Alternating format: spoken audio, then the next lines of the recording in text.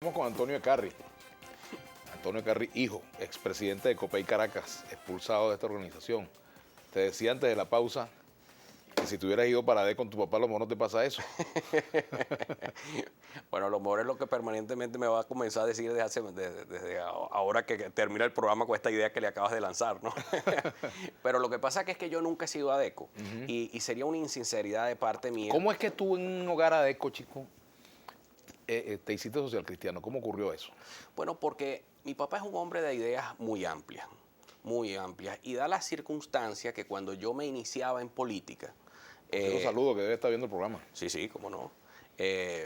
Cuando yo me inicié en política, tenía 17, 18 años, comencé a ser dirigente estudiantil en la Facultad de Derecho y en aquel tiempo él estaba expulsado de Acción Democrática, estaba fuera del manejo de AD, y en ese momento Argenis Ecarry era alcalde del municipio de Valencia, mi tío por Copey. Entré en la Facultad de Derecho, uno de mis mejores amigos de toda la vida fue Francisco Bello, que me fueron llevando poco a poco entre todos a ser parte de la democracia cristiana universitaria, y de ahí me enamoré porque pasé por todos los procesos de formación social cristiana y de leer a los grandes pensadores, a Emmanuel Munier, a Jacques Maritain, a estudiarme las encíclicas papales. Y creo que hoy más que nunca la pertinencia de la democracia cristiana en Venezuela es fundamental. ¿En qué se parece Copey o la doctrina, más que Copey, la doctrina social cristiana, a este Papa que ha revolucionado la Iglesia, al Papa Francisco? Muchísimo, muchísimo. Yo creo que además el Papa ha dado importantes muestras de lo que es la eficiencia real. ¿Se parece más a Francisco que lo que fue Juan Pablo II, Pablo VI?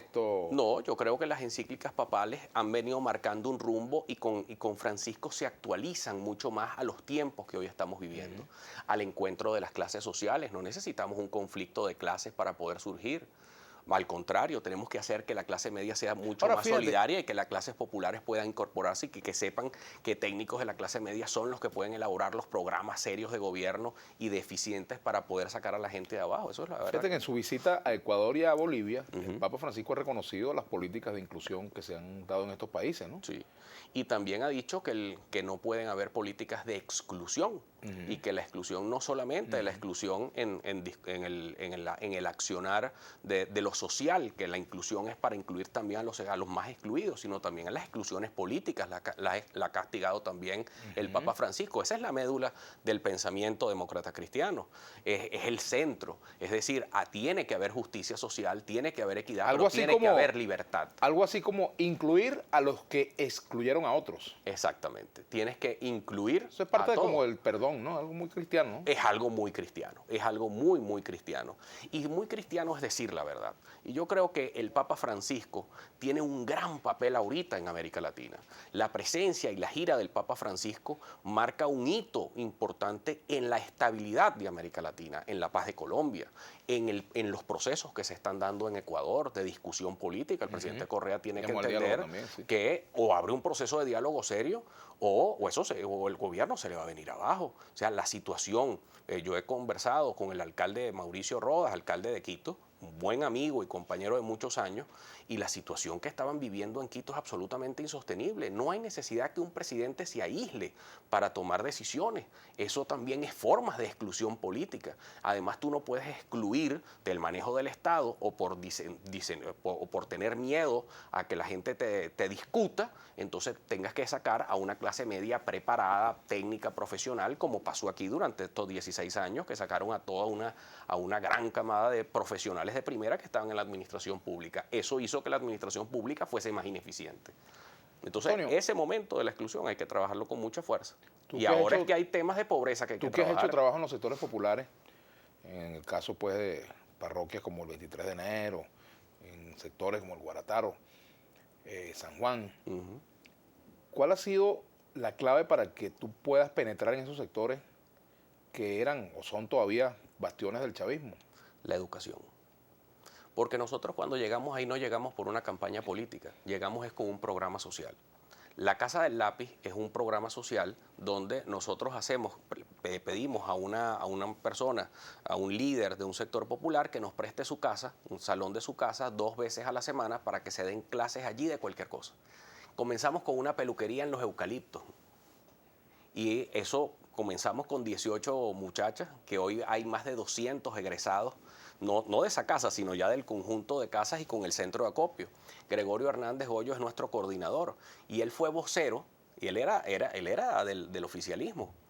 Y él era vocero del Comité de Tierras. Y yo reuní ahí a la comunidad, y la comunidad ahí, y a Elizabeth Blanco fue una de las grandes promotoras también, y él allí se convirtió a ser profesor de estética para las mujeres del sector popular. Las historias y los testimonios son bellísimos, de mujeres que llegaban ahí deprimidas, ahí se les daban autoestima, se les da una cantidad de valores, etcétera, y luego han terminado hasta teniendo sus peluquerías propias en Propatria. Era hermosísimo ver una casa que antes estaba totalmente deprimida, ahora es una casa arreglada y un aviso afuera que se dice se seca el pelo, se hacen uñas, porque se le da el oficio a la gente. Este es el pensamiento de Uslar, ese es el pensamiento de Simón Rodríguez, es la educación con sentido práctico, con sentido del trabajo, con el sentir de la ayuda. Y te puedo decir, yo he desarrollado amistades con jefes de algunos coordinadores de colectivos el 23 de enero por una razón. Terminaron diciendo, mira, yo quisiera un programa también de estos aquí. Y pues eso no hay que hacer ningún alboroto, ni llegar con unas banderas, ni nada de eso. No. Sino llegamos allí. Yo recuerdo una fiesta del Día del Niño que organizamos y de repente veo que vienen una serie de motos con unas banderas y creíamos que eran de los colectivos. Sí, eran los colectivos.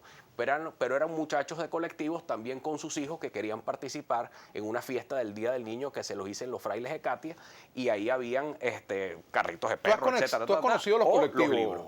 Sí, he conversado con muchos de ellos. Acá. ¿Qué hay de verdad y qué hay de mentira con respecto a lo que en la oposición dicen de los colectivos? Hay dos grupos.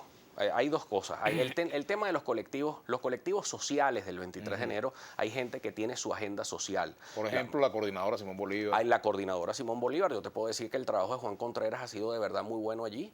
A mí me llega hasta la agenda de Juan Contreras. De verdad que el trabajo que hacen allí, yo coincidí un par de veces y ni siquiera nos cruzamos, pero coincidí un par de veces cuando se estaban haciendo trabajos sociales allí. Eso hay que reconocerlo, Vladimir.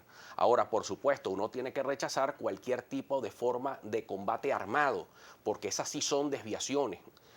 Pero ahí ha habido un círculo vicioso, y yo no quiero justificar nada, pero lo que quiero decir es que para que haya un proceso real de pacificación, yo le propuse, en estos días fui a la oficina del Defensor del Pueblo hace 2 semanas, a pedirle un plan de pacificación para Caracas y que iniciara él, que presidiera él una gran mesa de pacificación de la ciudad, no con estas zonas de paz, que no sirven absolutamente para nada, sino un plan de pacificación real. ¿Cuál es ese plan de pacificación? Bueno, primero hay que convencer a la gente de que se desarme, pero para convencer ¿Cómo los convence? Bueno, eso tiene que ser con una política, de construcción de nuevas escuelas, de iniciar realmente un proceso de saneamiento, porque tú no vas a decirle a aquel que se desarme cuando el que está del otro lado también está armado. Entonces, si aquel se desarma, los terminas matando. Y la cosa termina siendo en una zona de paz que ha sido el gran fracaso, como el caso de la Cota 905, donde ahí la gente se ha recontraarmado. Entonces, al final, la policía cuando fue a entrar le cayeron a plomo. Es lo que hay. Hay una paz armada y lo que hay es un control de grupos violentos en esa zona, de grupos y de bandas delictivas que también se hacen pasar por colectivos. Entonces, eso es un nudo gordiano, una reflexión al difícil, respecto, Antonio, complicado. fíjate, ese tema de la delincuencia es tan delicado que ha tomado ya mucho terreno. Bueno, tú ves que hay bandas que en el estado Guárico controlan zonas completas del país. En el como estado Aragua, las zonas de despeje de aquel de San Vicente del Caguán. Bueno, pero es distinto porque en este caso sí, pero esto no tiene carácter político, es otra cosa. Pero a lo que voy es que fíjate que no ha sido posible el consenso o el diálogo entre gobierno y oposición frente a ese tema. Y mientras tanto, mientras no hay un consenso, pues el AMPA sigue ganando terreno. Claro. Y uno se ve, por ejemplo, en el espejo de países hermanos como México o como lo que vivió Colombia durante muchos años. Y eso da terror, ¿no? Pero es que la violencia viene creciendo, Vladimir, y eso es lo que a uno lo aterra. La situación que se está viviendo en los sectores populares de Caracas de verdad es de pánico. Por eso yo le pedí a Tarek, vamos a armar una mesa técnica donde estén la iglesia, donde estén las personas que conocen más del tema. El tema de la inseguridad en Venezuela pasa también por el cese de la impunidad.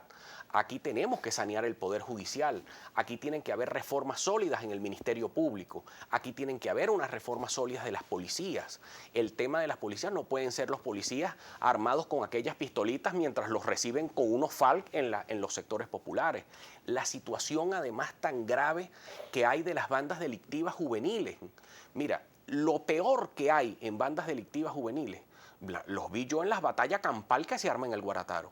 Han pasado días, pero es que es días, noches enteras de batallas campales donde la gente me llama. Y me llamaba una de las personas encargadas de la Casa del Lápiz de allí y simplemente a la 1 de la mañana, con Wiz y mi esposa, varias veces era otra vez sonaba el teléfono porque la gente se metía hasta debajo de la cama.